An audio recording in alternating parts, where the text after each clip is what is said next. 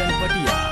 छोड़ के मुझको जाने वाले लौट के आ जा, छोड़ के मुझको जाने वाले लौट के आ जा। तूने किया है जो, तूने किया है जो कि वादा निभा जा। छोड़ के मुझको जाने वाले लौट के आ जा, छोड़ के मुझको, छोड़ के मुझको।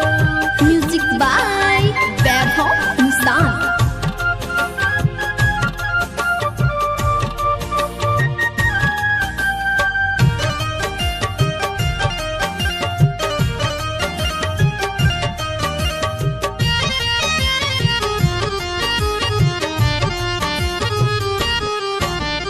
अब तेरे बिन दिल नहीं लगता, तू मेरी संसार है।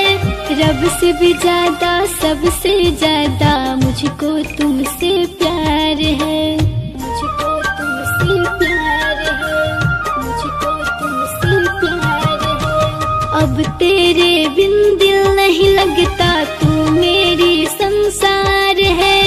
रब से भी ज्यादा, सबसे ज्यादा मुझको तुमसे प्यार है। कहीं से भी आके मुझको, कहीं से भी आके मुझको गले से लगा जा। छोड़ के मुझको जाने वाले लौट के आ जा, छोड़ के मुझको।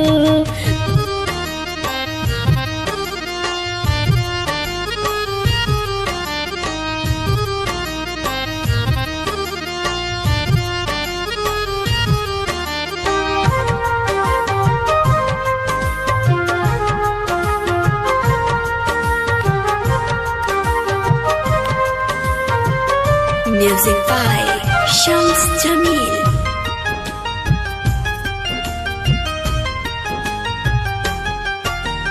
तोड़ के कैसे जाओगे, ये रिश्ता है बचपन का।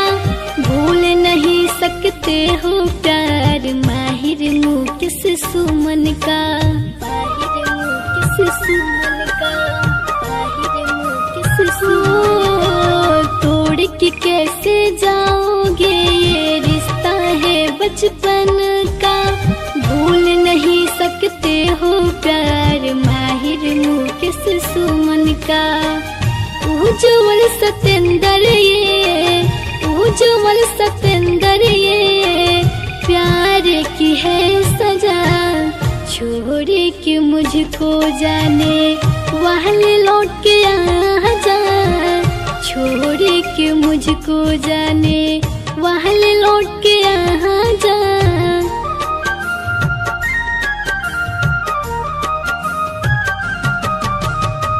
छोड़ के मुझको जाने वाले लौट के आ जा, छोड़ के मुझको जाने वाले लौट के आ जा।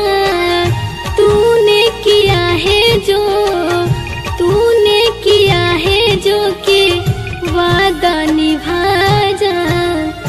छोड़ के मुझको जाने वाले लौट के आ जा, छोड़ के मुझको जाने वाले लौट के आ जा, छोड़ के मुझको।